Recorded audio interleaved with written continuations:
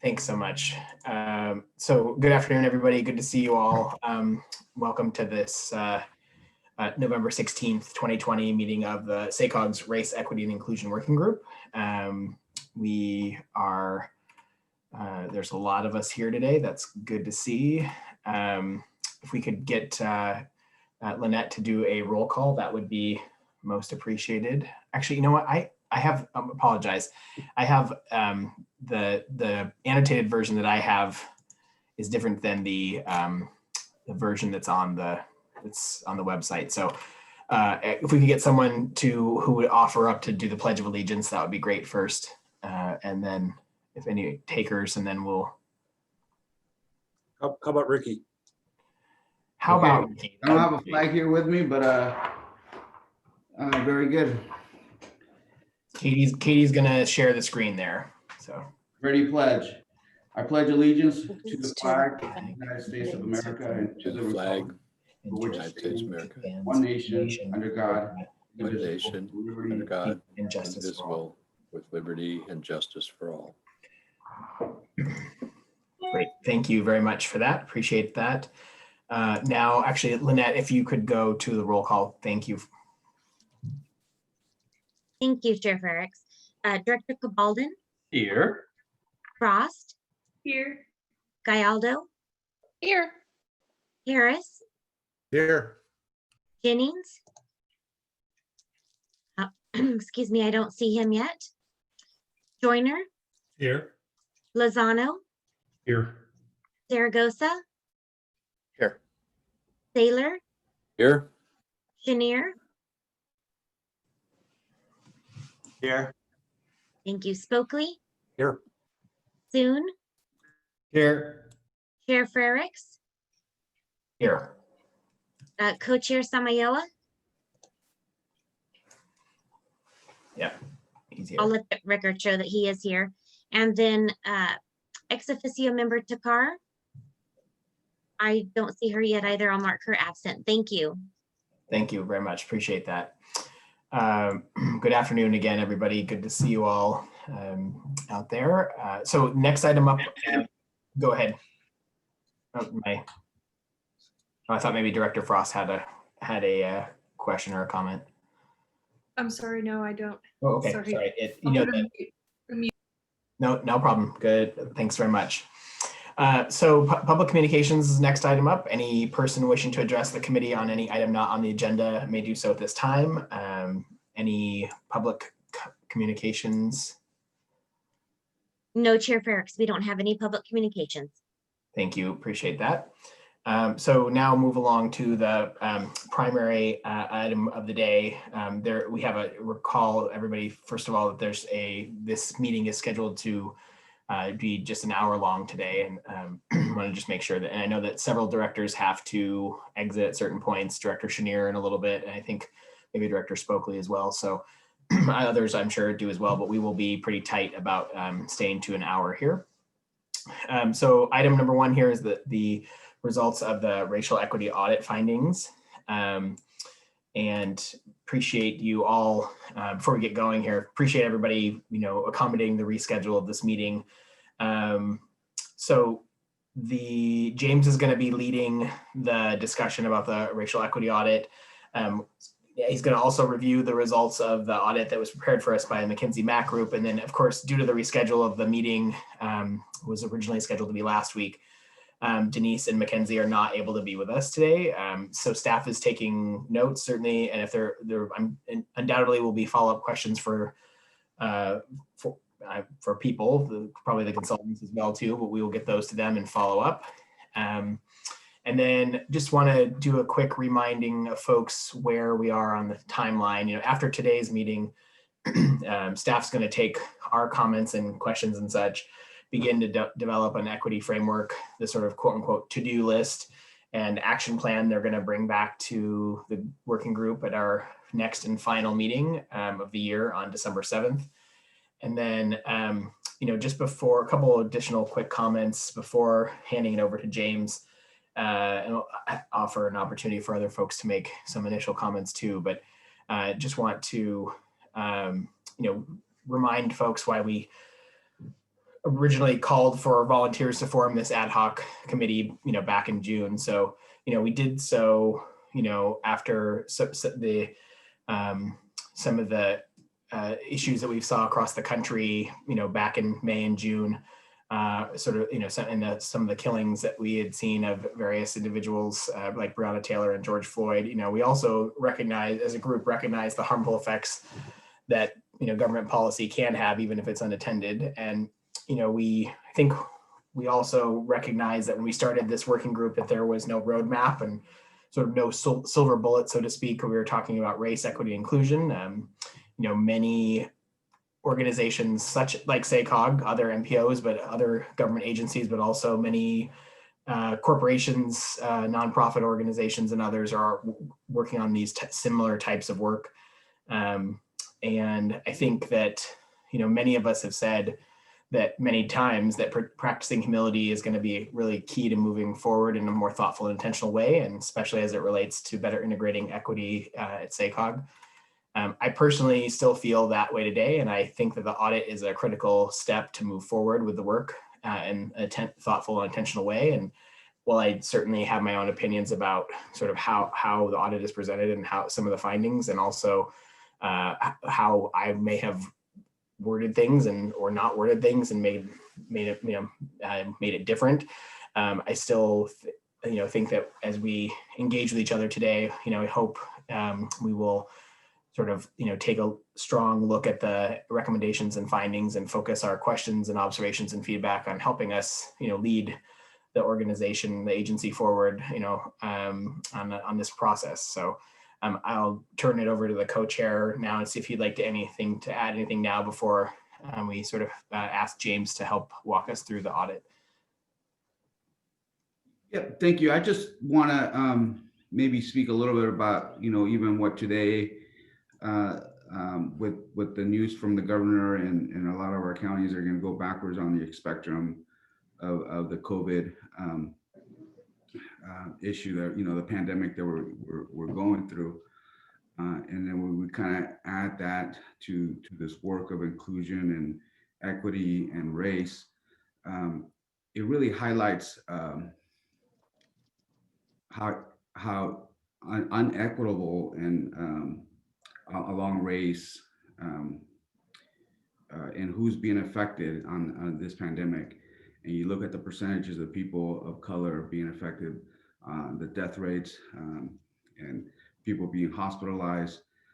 They are folks who are tend to be the essential workers in our economy, whether agricultural workers or some other folks who are out in the front who have to work. And you look at the age of the individuals and the race, that they tend to be those people that have to go to work, who have limited transportation means, who have limited housing opportunities, whose housing conditions tend to be, put those folks into higher risk than many of us who might have, a better place. So I think that the pandemic is really highlighting those the issues of inclusion and race and equity. And I think the work that, although SACOG's not going to go specifically deal with that, I think if we start looking at just how things like a pandemic actually affects people of color, and how economic conditions, when they decrease, they affect people of color. And so that has to say something. That has to be a pretty clear indication that there's issues out there with our systems, that there are systematic issues and structural issues that we have to work through. And I believe SACOG has a really good opportunity to deal with this. And I think the audit really is showcasing that we have some work to do. And I hope SACOG takes the opportunity to take it in a way that is going to really make a positive change in the future, not only in the near time, but maybe in the next 20, 25 years, that we can have a more inclusive community. Thank you, Chair. Great, thanks so much, Ricky, appreciate that. I also just note, Director Jennings had been having some technical issues, but I think has just joined us here. Good to see you, Rick.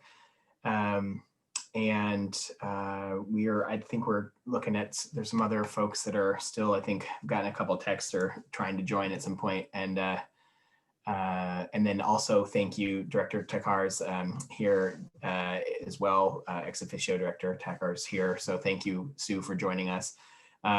James, if you want to sort of start to kick things off, that would be great. Sure. Thank you, Chair Ferrix, and thanks everybody for being here this afternoon and for rescheduling. I want to talk a little process first, and I just want to put the finer point on what Chair Ferrix just went through, and to make sure everybody understands kind of where we are and where we're going. So this audit, like I had said to many of you in the email I sent last Monday, is really a third-party audit. It's the topic of discussion today. And we're eager to hear some of your thoughts and response. That will, from here, we will be developing a framework, an equity framework, and we will bring that to your next meeting, as Chair Ferrix said, on December 7th. So it really is the next step on this is what we believe we can pull out of this audit, what we believe we need to do as a staff to better integrate some of these issues into our work ahead. So that's the next step. It would go to as Chair Ferrix said, the last Race, Equity, Inclusion Working Group of the Year, December 7th, and from there we'll go on to the full board in December. I am also reminded, as I've been, I think, listening to many of you over the last week and the last few months, and as I've told you, really from my perspective, to approach this topic and this work with humility and empathy and an open mind. And that is both today and moving forward what I would suggest we need to do. We, as we've said, and I've been reminded, don't have all the answers on this topic of racial equity, but we want to ask the hard questions. And here are the questions that I would actually pose for all of you, really perhaps as a setup for today's discussion. And I think these are part and parcel of what is in the audit. Number one, how do we truly incorporate equity and inclusion into the culture of our agency? That may be easy to say, but it is, I believe, very hard to do, but it's critical that we do better. How can our agency reflect the true diversity of this region? How can we do better and engage and listen to disadvantaged communities? There's a big theme about accountability and listening and engagement in this audit that I think we need to take very seriously. How can we ensure that our transportation funding is truly benefiting disadvantaged communities, communities of color, low-income communities? And how can we better measure the benefits, something I know that many of you have asked and brought up, but measure the benefits that our funding and our work can bring to disadvantaged communities and communities of color? Those are the questions that I have been asking myself, that our staff has been asking. We want to get your feedback on, and we want to carry through into this framework that we want to present to you on December 7th. If you can, I would say, and obviously if there are technical questions on the audit, I'm happy to give you my take on those, because we weren't able to schedule the consultants here. As Chair Ferrix said, we will take note of those questions and get you answers. If it's possible today to get to the state where we're also getting your thoughts on sort of the big and the small, the big meaning the big picture, high level goals about a possible framework around better incorporating racial equity into our work, and small in terms of small steps. Back to humility. This is not a 0 to 60 exercise. This is really one where we know that we need to take some small but important and steady steps on this journey. So again, I think there's a lot in this audit that's important. There's a lot that I know I've heard from all of you as I've been talking to many of you about this topic. I've kind of given you my themes and the things I think we need to respond to, and we want to pull forward into this framework that we're going to present to you in December. And with that, I look forward to the discussion.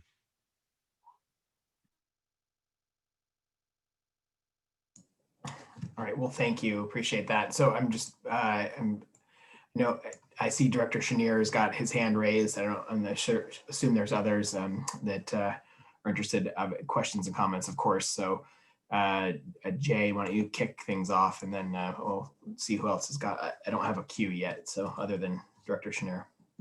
Sure.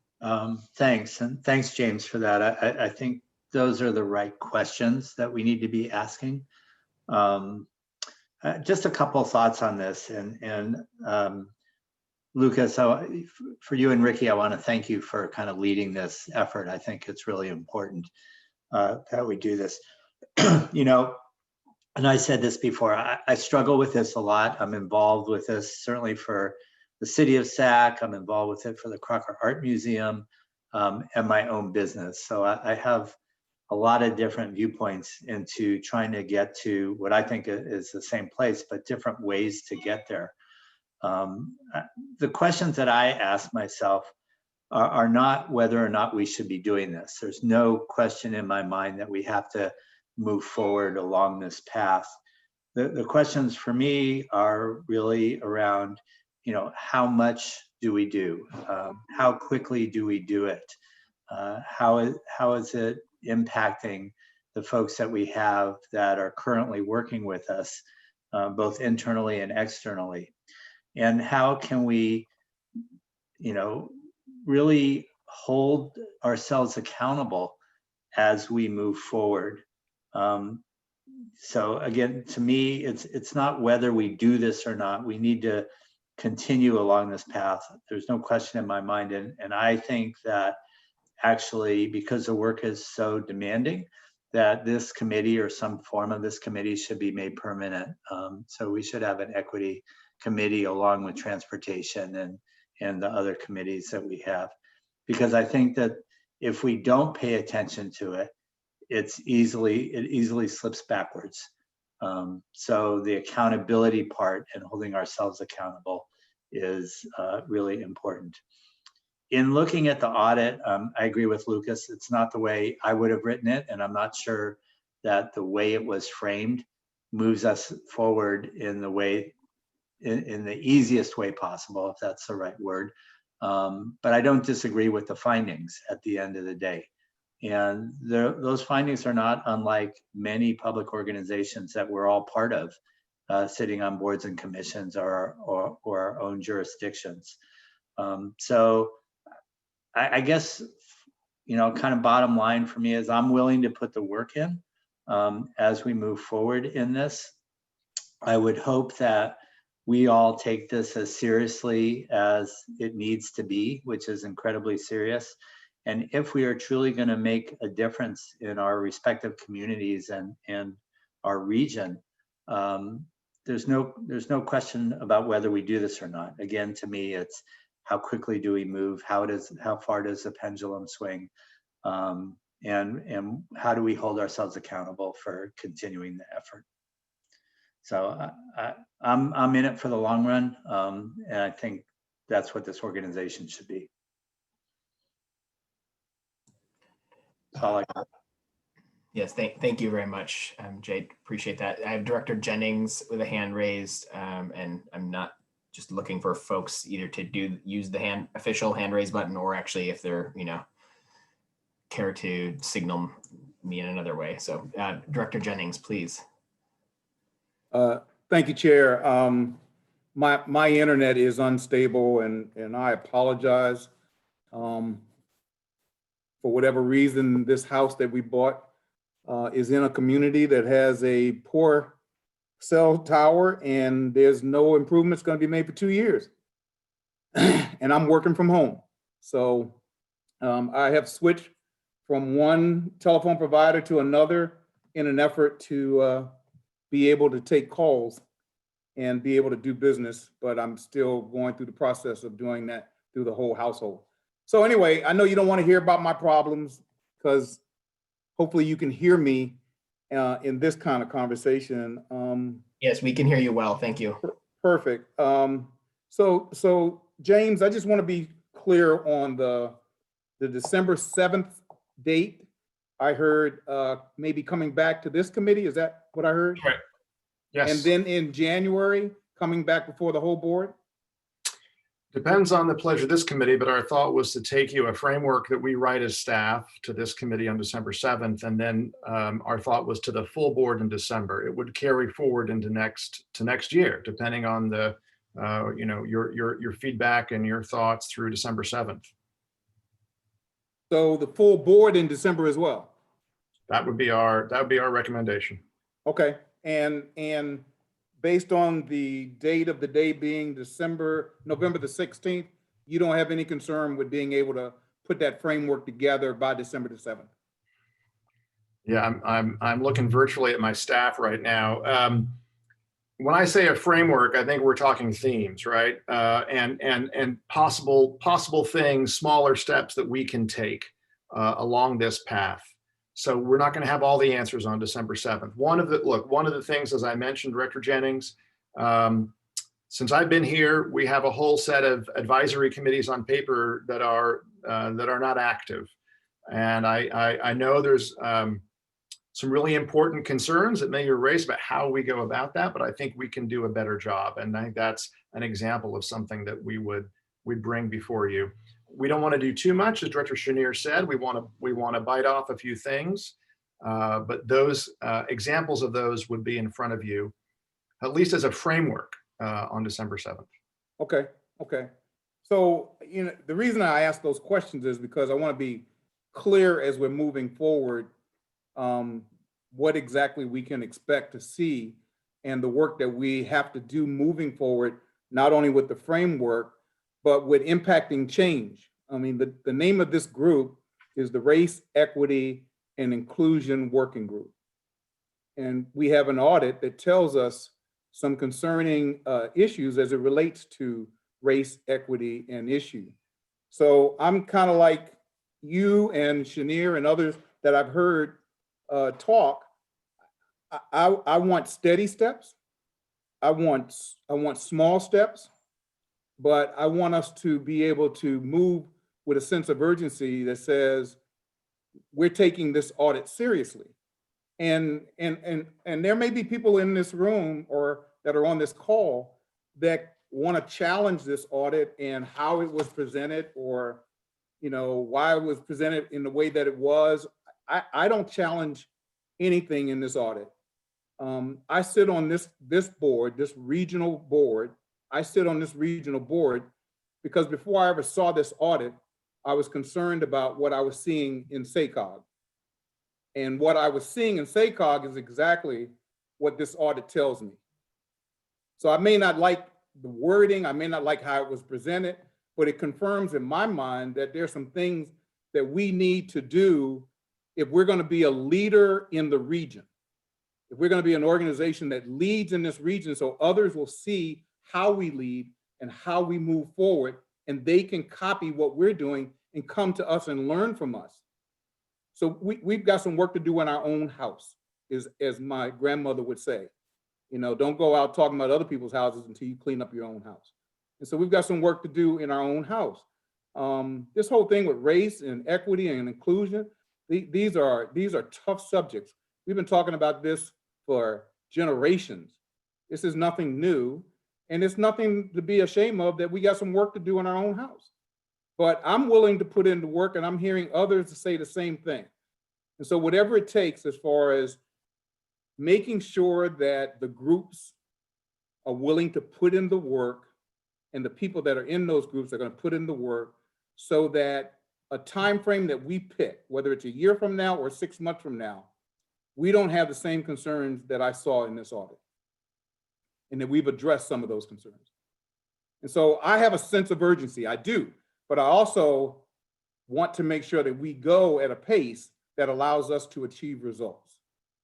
And I'm hoping that my whole team that I see in front of us understands the concerns that I see as a Black man in an organization that doesn't necessarily represent me and what I'm seeing on a day-to-day basis with the board membership, whether it be in the employees at SACOG. I see some things that are the reason that I'm on this board and the reason I want to change this board, so that we can represent what the community, the Sacramento region looks like, and this board can look more like that. and hear the voice of that. So I've heard some incredible things from the people I've heard talking, humility, empathy, open mind. James, I think that's the way you got to look at this. I mean, you got to have humility and empathy and an open mind. You got to include equity and inclusion into the culture of your organization, right? And we have to listen and engage. And we got to make sure we're bringing people that are not just sitting around the table with us, but we got to bring people that are in communities that we don't necessarily interact with on a day-to-day basis. We've got to make sure that they're invited to the table so we can hear from them so that we can affect the change that we want to see. So I'm excited about this opportunity. To me, this is the best thing that has happened to SACOG since SACOG was invented however many years ago, and all the great things that we do. But to me, this is an opportunity that I'm excited to be a part of, because we know what we need to do.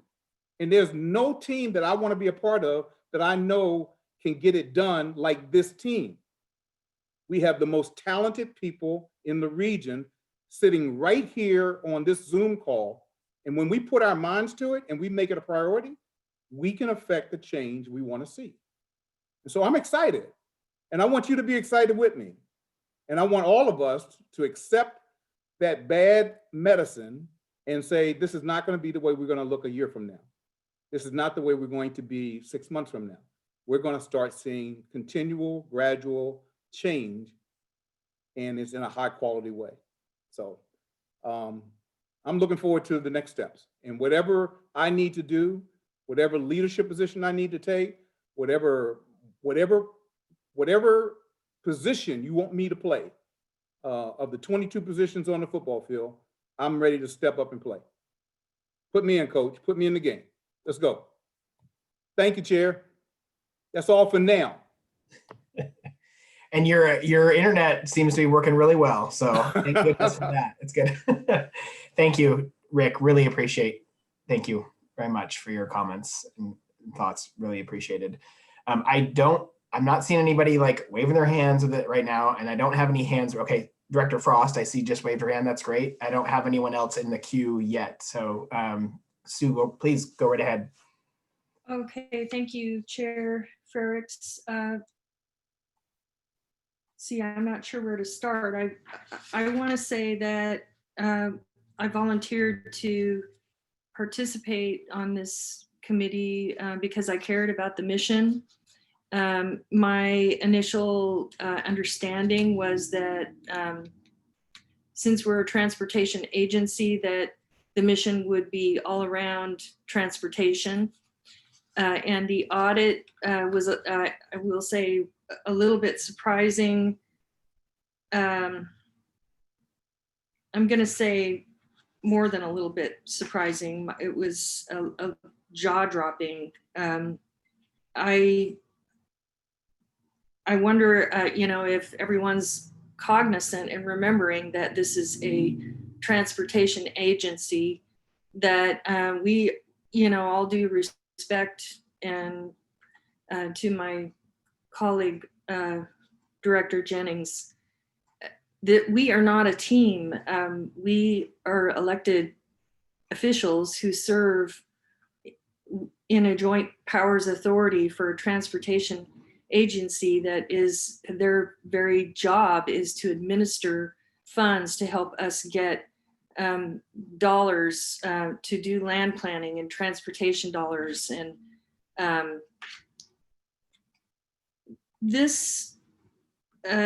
there are some recommendations that would not be, according to our agreements, our JPA agreements. I think that's probably where I first want to start. That each one of us is elected, and we serve on the board as representatives of our constituents in our districts and in our communities. And I think, while I appreciate the work that they've tried to do here, I want to say that a lot of this is duplicative of what we're doing already in our own jurisdictions of national, actually constitutional, national, state laws that are in place to manage a lot of these types of issues. I want to there to be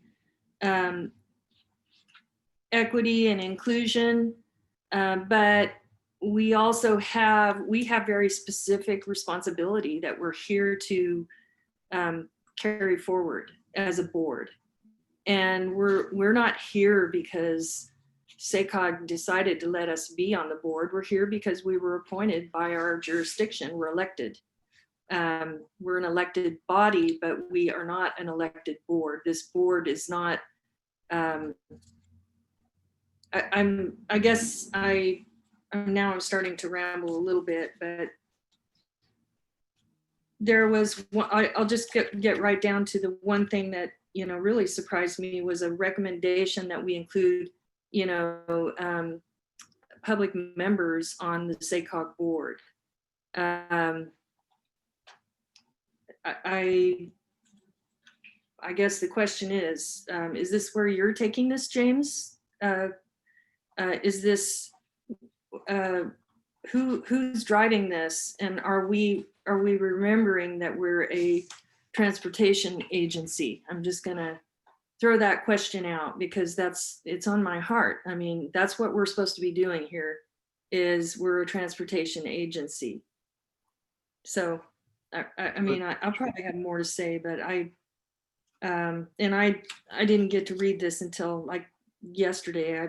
I was late reviewing it, so I'm still processing it a little bit, but for now, I'll just yield my time. Thank you, Chair. No, thanks, Director Frost. Appreciate your initial comments. And I think, I'll just say, let James respond, but I'll just say for me personally, like, I've read it several times. I mean, I read it, then I put it down, then I came back and read it again, right? I mean, I feel like there's a need for it to digest. There's a lot in there and there's a lot to potentially digest. So I think it's important to do that actually with in any kind of situation, but I definitely think that, again, there's a lot that it's sort of contained within. And so I feel like I know that there's a lot of other folks with some questions and comments as well. So James, if you want any kind of response right now first, and then I've got Director Spokley and then Director Soon up next. Sure, Chair Ferricks, Director Frost. So I guess the first thing, and again, this has come up in a lot of my conversations, I do want to remind us, we serve kind of two major functions, right? One is we're a council of governments. We represent all 28 local governments. And we are really here for the betterment of the region. We also serve as a metropolitan planning organization, and largely we do transportation planning. That is sort of our bread and butter. But I do want to remind you all that as a council of governments, we are here to improve the region. And we have three goals: economic prosperity, connected communities, transportation, vibrant places. And it certainly is my belief that we can't get and be successful in any of those goals if we don't intentionally take on the issues of racial equity, first of all. Second of all, absolutely, a seat of a non-elected on the board is going to be, it's a big deal, right? It is a big deal about the structure of this organization. I can tell you there are other NPOs in the country that have non-elected officials on there and stakeholders on their boards. Again, it's an audit. It's giving you findings and recommendations, and that is one recommendation they have, to think about how do we get other voices to engage? How do we get other voices at the table? And that is one. It's not a big deal, and it's what we carry forward and get you back in December as we go forward. But it is not. You have other organizations that have that structure around the country.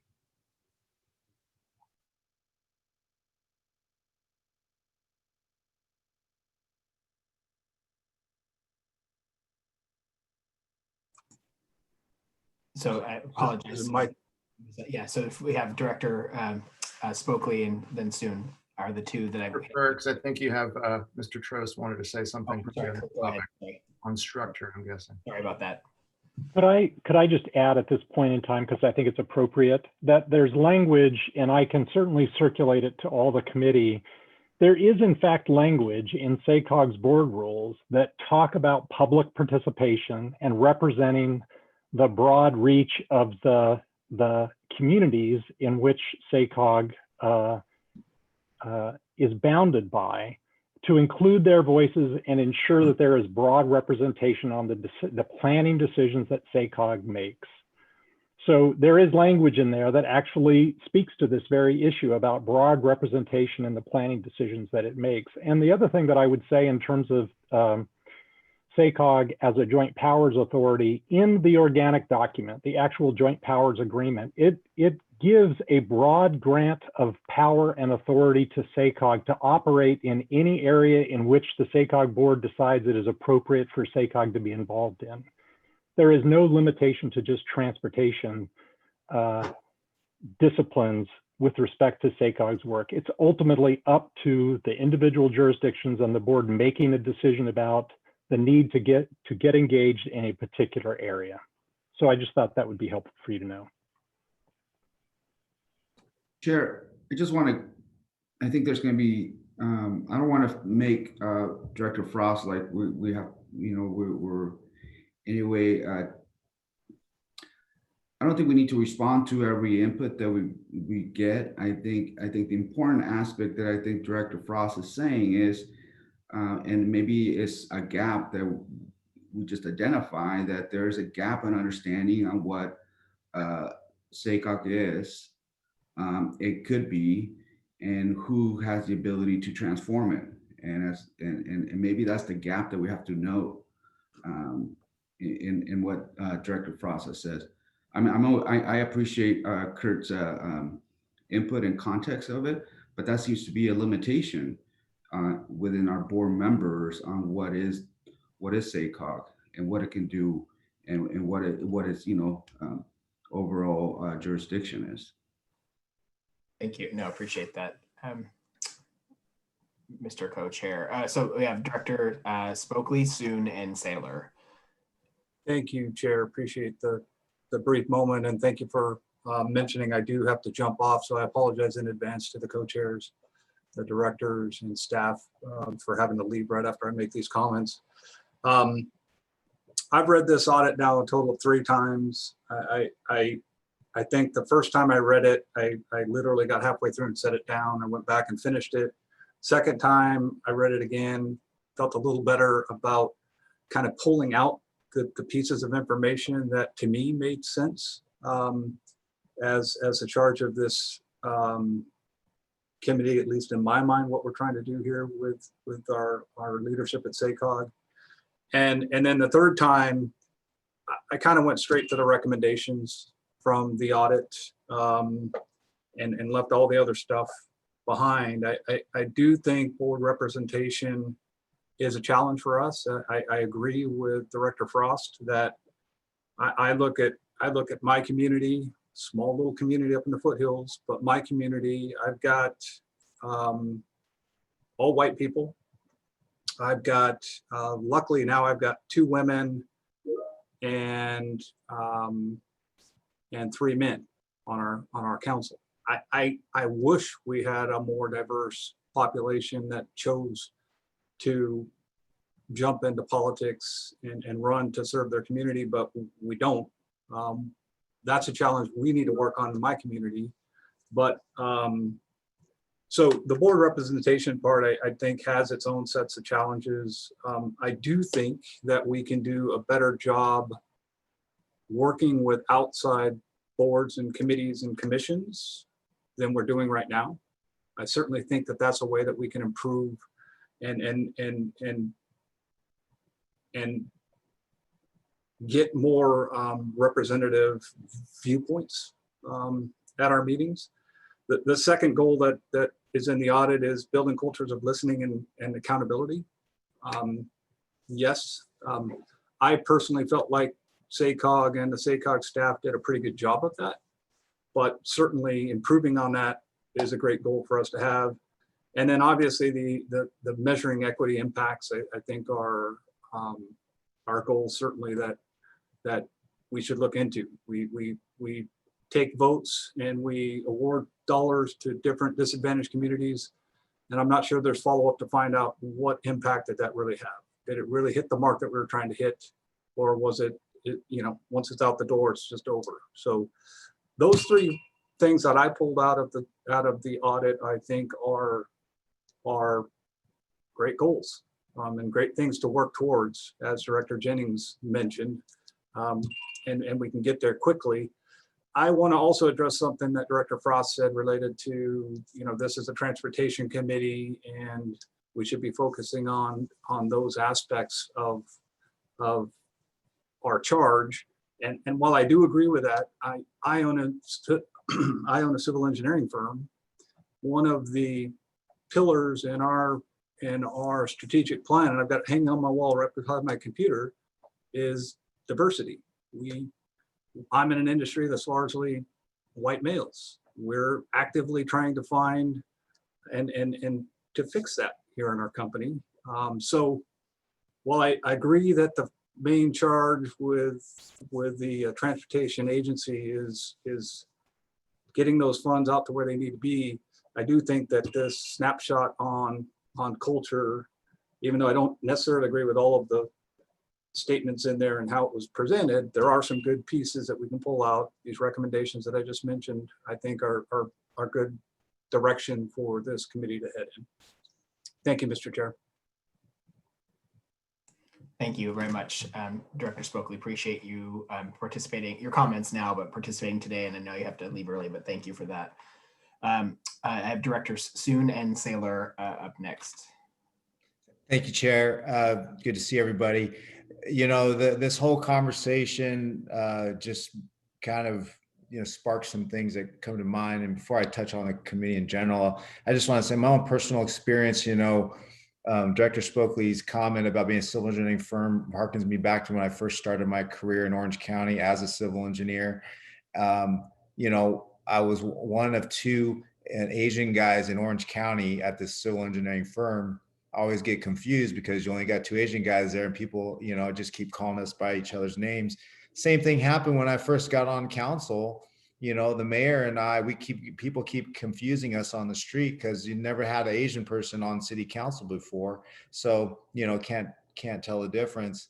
And so when you look at the, what we've done from Jay's YLA group, getting our youth, introducing them to the topic of transportation, I feel like we can start to make those strides by educating people what SACOG is about.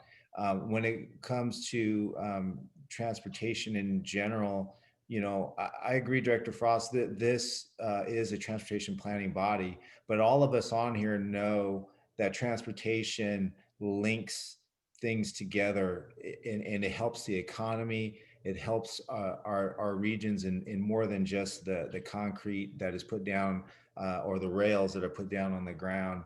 And so, we, I think, have a responsibility to communicate that out to the general public. I know I try to do that, because if I just talk to a town hall about transportation and, the CTC and the MTP and the SCS, people's eyes just roll back in their head, so that doesn't, get anywhere. But all of how important those documents are and the implementation of those documents, what it actually does for our communities. If our community members understood that, I think they would be really impassioned to get more involved with that kind of thing. And then that's how I think we can reach a more diverse group and more, inspire different folks to be involved. When I kind of transitioned from civil engineering, specifically to working for my clients in land development and land use planning, again, I found myself the only Asian guy at the table at the North State BIA. It's something I, had mental note of, but, you just work in the middle of it. You don't think anything of it. But honestly, I didn't know that was a possible career. You know, I had no idea that engineering could lead me to that, which obviously led me to here. So my point is that we can really make strides in what Director Jennings was saying, make these small but progressive steps by doing what we do in our everyday lives, educating the public about the importance of our work. And so I think we can look to things that leverage the work that we've already been doing in the community, and really, you know, if you want to, you know, talk about messaging, you know, this was an audit and we're talking about diversity, but I think we can be more intentional in educating people about what our industry does for the community, inspiring people that way. Now, when it comes to this specific group here, you can't get there, you know, and Director Jennings mentioned about cleaning up our own house, and we can't get there, or it'll be more difficult to get there if, you know, we're not on board. And this is a difficult, you know, conversation. I find myself having a little bit of you know, reluctance in sharing with you just those experiences that I had through my career. So I would say, and many of you have gone through the American Leadership Forum program. You guys know what those of you you guys know what I'm talking about. I mean, I hope this committee and the expand it to the overall SACOG board can be a place where a container of trust, where we can have honest conversations, honest and frank conversations. I think we've done wonderfully in terms of advocating for our respective communities, but and having a dialogue about transportation planning and those issues. But if we could expand it to this this topic, I mean, how powerful would that be? That's a conversation like no other, you know, that we could have, honestly, sharing each other's points of view, learning from each other's experiences and points of views, and then we can brainstorm on how to take that out and implement to get us to a more, you know, diverse staff. If you want to talk about people on the board, I mean, whether you know, we are elected, so maybe there's and I'm just brainstorming here because I feel like this is a brainstorm session. Maybe our respective councils and boards of supervisors can, you know, give an opportunity to designate community members. And so maybe every SACOG board member, you know, you can have a community member designated, or you could have a SACOG board member and a community member, you know, together. So, you know, you basically will double our size of our board, but maybe that's just the, you know, what we need to do in order to make these make the community feel empowered. So those are just a couple ideas, but I think first of all, you know, we definitely can educate people on transportation, how it's beyond the benefits of transportation is beyond the industry itself, and then just having that container of trust here to have these conversations. So that's it. Thank you, Chair. Thanks very much, Director Sud. Appreciate your thoughtful comments. Director Saylor, and then Galdo, and then Cabaldo. Thank you. Yeah, thank you, Mr. Chairman. I truly appreciate Darren's sharing very personal experiences, and I think the conversation that we're having is important. I also appreciate James's reminder of what our primary goals have been that our board has adopted together. And the one of economic prosperity, I'm reminded of the Brookings Institute conversation about a thriving region, a prosperous region is only so if the creative impulse of all people within the region is enabled. And I think that's part of what we're doing here. And I do think of our SACOG role as broader than the every 2-year transportation funding allocation at the Council of Governments. We've in the past engaged, and I'm not making it up, and we're not launching some new initiative here to consider other aspects of our work together. A few years ago, we had a focus on disaster response because that was important. We've in the past had an air quality committee. We've responded to the changing needs of the region on an ongoing basis. And And I think we can continue to do so. One of the things that several of you have mentioned is your need to take a second and even third look at the material that we've been provided by our consultants. And I did too. And I thought, as I read through it, I thought, oh my goodness, this is more than what we asked for, and puts us in a different frame of mind if we have to start with this language at the beginning of the thing. And then I thought, well, even the phrase audit made me twinge a little bit, because audit is something that goes in, looks at evidence and does all these tests and comes to irrefutable facts in some way. And I don't see that as an audit. I see it as a scan, an important scan. And I consider the findings and the recommendations to be gifts. They're gifts of insight. They're gifts into the hearts of and the minds of the people who work for us and among ourselves. When I see a member, at least some member of the board of SACOG, indicated that they feel that their peers don't listen to them. Well, I thought that was important enough for us to understand what that's all about.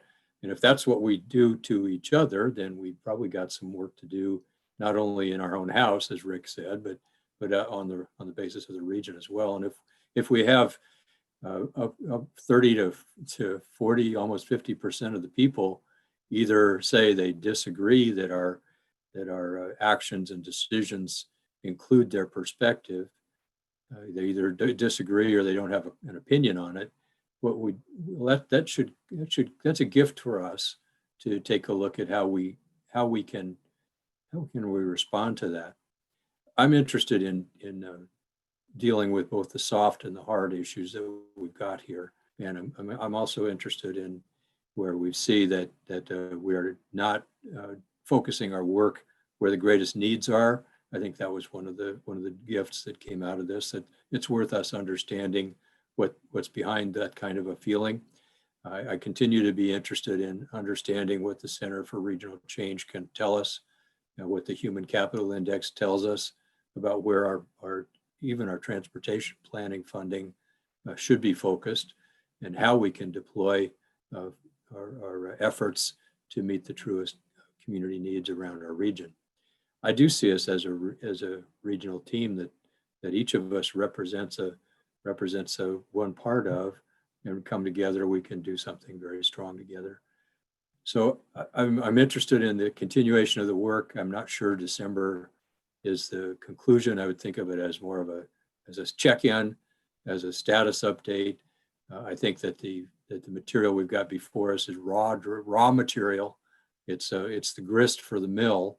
And I think the next step of having our staff put together a framework of potential actions that we can take a look at as a committee, and then do some kind of a check-in December is good. But this is, I think, as Jay said, this is not a one and done thing, and we do need to continue this work into a long time. I said I don't expect to say a lot, and I know our time is limited, and I just wanted to make sure that was part of the table. Thanks, everybody.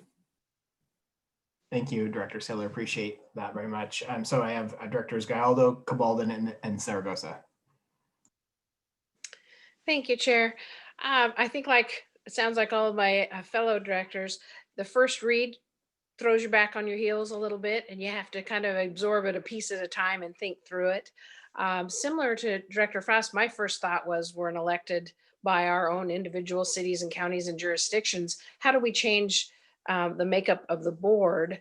And I don't know that there's a way to change the makeup of the board, but as I thought through it, and I really appreciated just listening to Director Sue and his experience.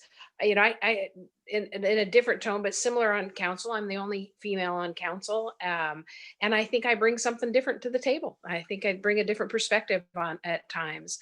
And one of the things we just did in all the years we've had our own firefighting team, we never had a female firefighter, which is really bizarre in 2020 that we still have this team. And when I'd asked about it a year or so ago, I kind of got the same thing. Well, we can only pick from who applies, and we don't seem to attract those applicants. And so one of the things we talked about is, well, why don't we attract those applicants? And we just recently remodeled 2 of our fire stations, and part of it was the sleeping quarters, and that physical building itself really wasn't conducive for people to feel comfortable. And we just hired our first female firefighter. So it's kind of, I get it. It was easy to say, hey, it's not that we're not picking them, they're not applying, but now we need to take that step deeper. Why aren't they applying? And the same thing with people running for office. What do we need to do to encourage people so that there is diversity there as well? And then when we talk about, well, we're just transportation, and not that we're just transportation, but that is our main focus. Transportation is everything, though. When you really look at it, you talk about there's school choice. Well, there's only school choice if they have a way to get there. That's one of the things that we can help with is there transportation to jobs and to schools and to provide that. So it's hard to not be defensive on some of the things, because I feel like we're really, we represent our area and it's our job to represent our area, but we also are a region. And so I think it's an awareness level is going to help us out a ton. And these are some creative minds on this group. I think we can find some ways to make a difference. Thanks very much, Director Galdo. Appreciate your comments. Directors Cabalda and Saragosa are the last 2 hands I have up, and then we should probably do a check-in. All right, I'm gonna get to a conclusion that joins with my friends in purple in a second, which is from the city of Sacramento, but I want to take a different path to get there. I was elected to the council in West Sac 24 years ago. I joined a council that was all ostensibly straight white men, and I was still in the closet. And there was no pipeline for diversity of the city's leadership, and try to make some quick moves to make something happen. Like this was a crisis. This was urgent. I had to, and made some appointments. Appointed the first Mien planning commissioner ever in the history of not just the city but the whole state of California. Appointed women to a whole bunch of boards, and the system bit back immediately. What I realized was that I was trying to, with the stroke of a pen, in my own hubris, try to remake a system that was fundamentally political, as though it were a nonprofit or a Rotary Club or a small business or a foundation that I had the power to do that in, and that politics meant making much more strategic investments and moves in order to make change happen. And I mean, most of you know Oscar Villegas, who I recruited to run for city council to try to bring another person of color to the council. Today, 2 decades later, my council is the most diverse city council in all of California. It's 3 women, 3 Latinos, 2 Asian Americans, and I'm emphasizing Asian Americans simply because the audit doesn't mention us at all, except in the charts. You can always tell when there's a race document that is produced east of the Rockies, when it completely leaves out one of the largest racial ethnic communities in our region entirely out of the story. But there are 2 Asian Americans on our council. We have the only LGBT city official left in the region now. That is not the result of the waving of a hand. It's not the result of a few activists changing their mind. It is a city that became acclimated and trained and took some chances and some risks and challenged itself over time to make a radical transformation of its decision-making landscape. It's not inevitable, though. I mean, even this cycle. I mean, I know some of you know that we have outstanding election results. We may or may not. COVID time is really pretty. We may or may not get the first African American council member ever in the history of the city, and we may go the way of Sacramento and Roseville and lose the only LGBT representatives in the region. So it's not a unidirectional range of progress. I say this because that occurred through investments in appointing a diverse range of folks to city commissions, and not just the planning commission, but to the parks commission, to everything else. It meant putting pressure on suggesting candidates to the Chamber of Commerce for ambassador of the year or whatever. It takes in real work and investments. And it takes campaigning, it takes fighting. I fought with some of you about some of these races over time too. It takes that. And that is no less true for SACOG as an organization, because we are a politically composed organization, not in the bad sense of that term, but in the most fundamental one. Our JPA, what brings us together, specifically says that we're governed solely by elected officials, and that we're here essentially for the collective action of the member agencies. And just as the U.S. Senate cannot do an internal DEI audit and decide that it's going to add 50 more members from other constituency groups or who aren't members of the Senate or aren't elected. They just can't do that, and neither can we. Neither can we. Absent the agreement of 17 cities and 5 of the 6 counties, we can't do that. And so as I read through the audit, I wasn't shocked. I mean, this was exactly the sort of language that I expected in it. But I sincerely hope that we don't spend time on the reorganization option. Just having just been through the whole battle over formula funding, which will seem easy, and which did not take 17 plus 5 votes. This sort of thing, which has all kinds of implications for formulas and everything else too, is just that will suck all of the energy out of the room, and it will make everything into a pitched political battle when there are so many things that we can be doing. As virtually all the members of this committee have said, there's a lot of low-hanging fruit that has been left there over the years, and then a lot of fruit for us to stretch at. But if we're busy, shooting at each other over a almost certainly doomed JPA amendment to restructure the board and add folks that aren't elected, I just fear that that's going to take us off track. So I would, to me, I think strategically, we ought to be thinking less about what are the policy outcomes that we want to see at the moment, but how are we going to design this process to succeed? How are we going to deliver on Coach Jennings' call to get something done? And I think not kind of leading off with an item that's going to be polarizing and ultimately has virtually zero chance of succeeding is one way to approach that. The other is to be real honest with ourselves. I mean, yeah, the audit, I'm not sure. I mean, on the content, the audit's good, but if I had to share it broadly in the region, I'm not sure it wouldn't set us back in terms of people questioning what it was that our motives were. What if you? This is what Paul Joyner. This is what you're bringing back to Lincoln. This is why you're saying we should do these things. I know I would struggle if I were in most of the cities in the region and having to grapple with that question. So just like being tactical around this language, and in part because we have counseled appropriately, and I know I've said this every single meeting, that we all need to be exercising humility in this process. But I've been saying that, like, for all of us, not just the CEO, not just the board chair, not just the board members, but everyone. And the audit's really not humble at all in terms of its language. It's very like, we already know the truth, and you need to accept it. And there's a line in it, and I know we're not focusing on the details of the audit, but there's a line in it about, and it made me think of a couple of members of this committee. But it said we're past any discussion of if, and now we're on to what, or something of that nature.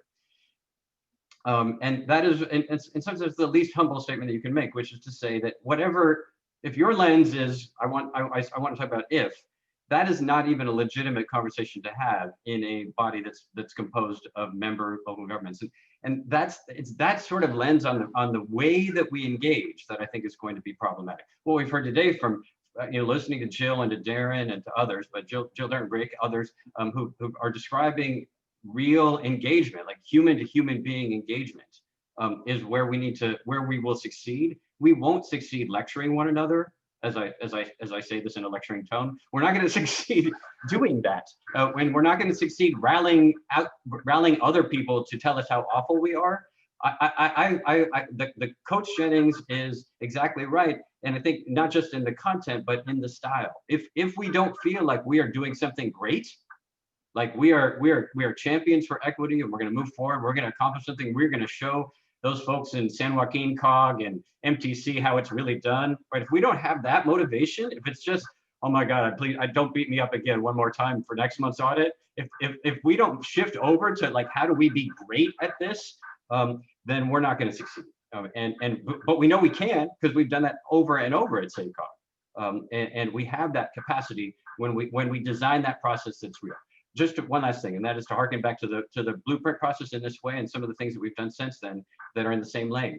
When it became clear internally to SACOG and to Transportation for America and to SABA and to all the regional stakeholder organizations, hey, we're not growing in a sustainable way, and we need to stop consuming all the farmland. Everyone's initial inclination is we need to just like hammer people over the head with reports about how we have to stop eating up farmland and habitat, and damn it, Rockland, you need to start growing differently, and West Sac, you need to cancel all of your suburban development, right? We were like, we just got to go out there and educate people and tell them how wrong they are and that they need to do something different. And you know what? We didn't do that. Instead, we went to Rockland. We went to the suburbs of West Sac. We went even into Davis and sat down with people and met them on their own terms, talked to them as real people, and heard the kind of stories that we just heard from Jill and from Darren. And we worked from that sense of collaboration and not the sense of lecturing. So that's fundamentally what worried me about the audit. I wasn't offended by it at all. It's actually quite normal tone in a lot of venues. But I want to set us up for success, and I think Director Jennings is right on target.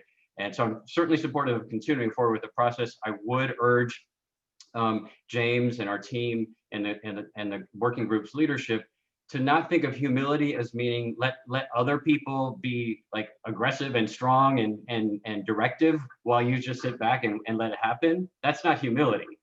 That's not humility. Humility is listening. It is reevaluating. It's respecting, but it isn't not engaging. There's no way to get to racial justice just by hoping that somebody else will take care of it. We're going to get bloody. We're going to get our hands dirty, but we're also going to do something really cool and find the parts of each other that are going to really leverage the organization and our member agencies forward.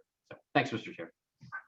Thank you very much, Director Cabaldon. So I have two last directors, Joyner and Zaragoza in the queue over here.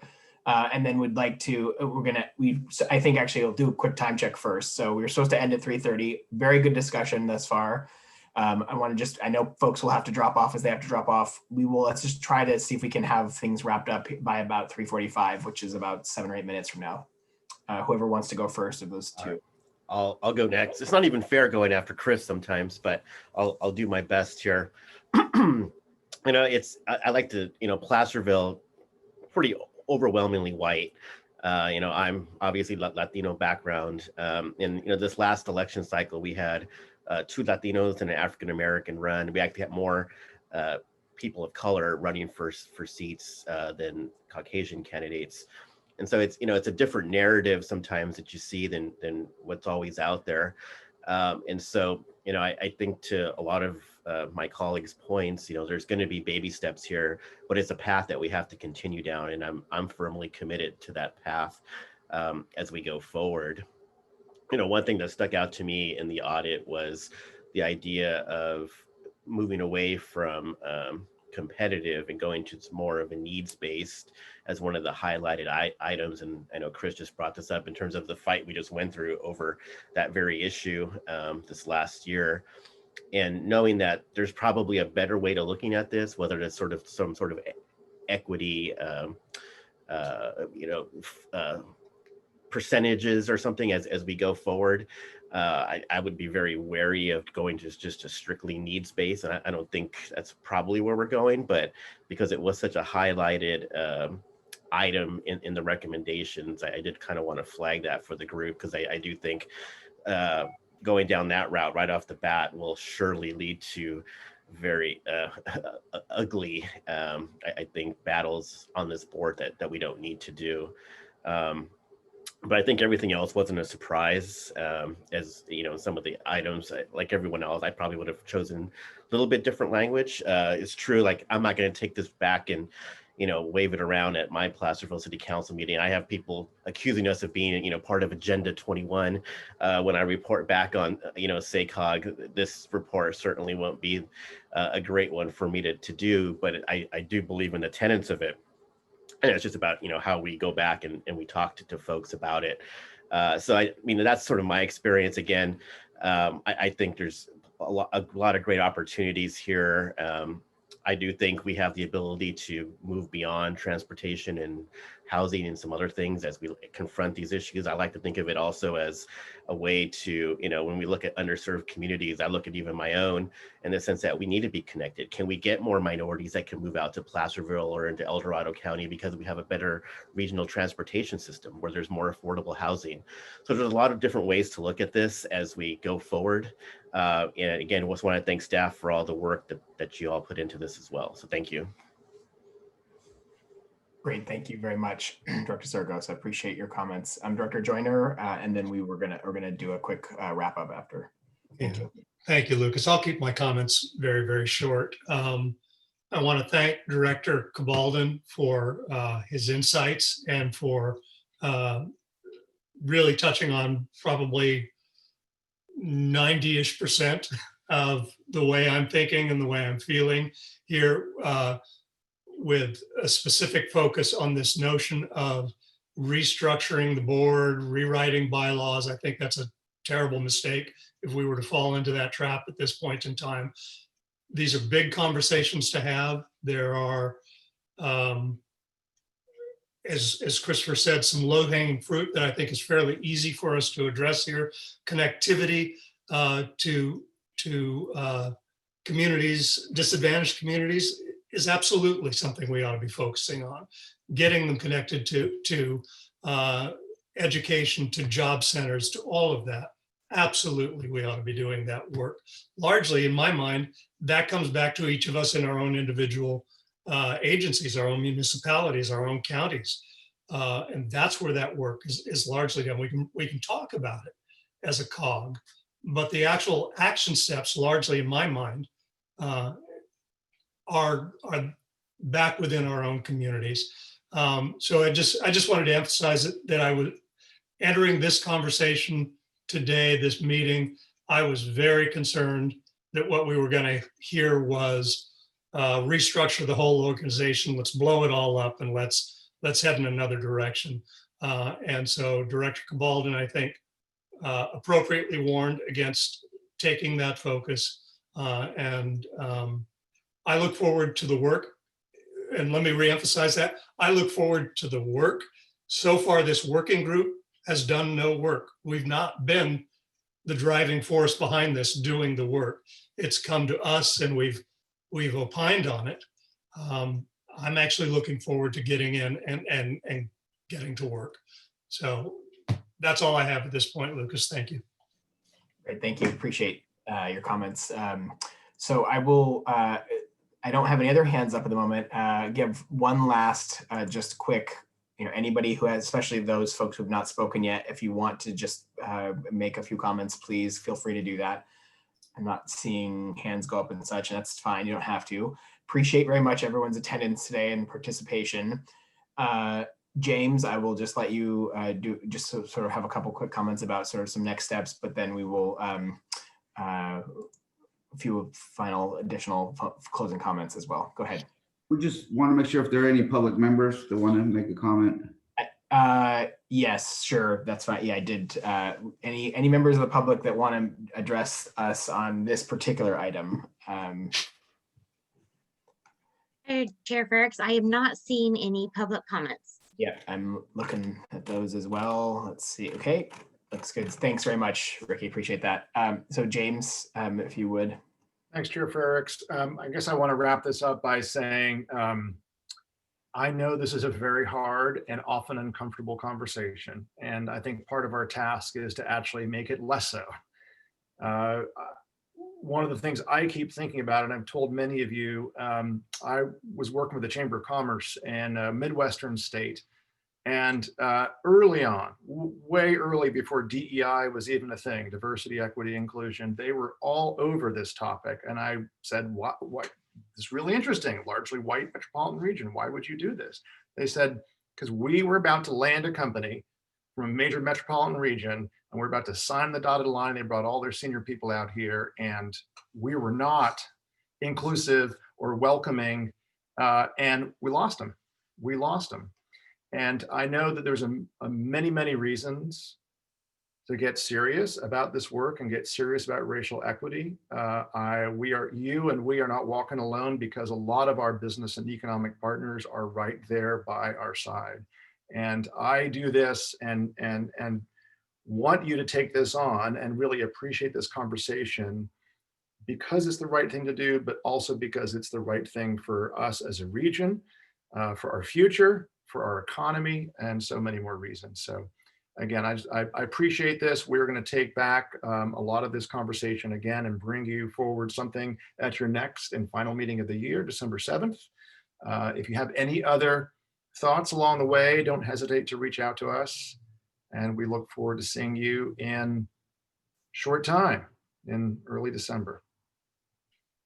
Great, thank you. Appreciate that. Yeah, unless there are any other final comments from folks, I'll just let James leave it at that. Sort of with James' last word. Appreciate again your participation today. There is more work to do, no question. Actual work. I appreciate the comments, the final comments by Director Joyner, and I thank you all again for your participation in this effort. It is important, and I think it's an iterative process, and I do believe there will be some action steps at some point as well. So additional action other than just reading reading reports and such. Any other further comments for the good of the order? If seeing or hearing none, I will bid you all a good day, and we will I'll see most of you other points this week, no doubt. Great. Thanks so much. Have a good day, everybody. Everybody. Bye.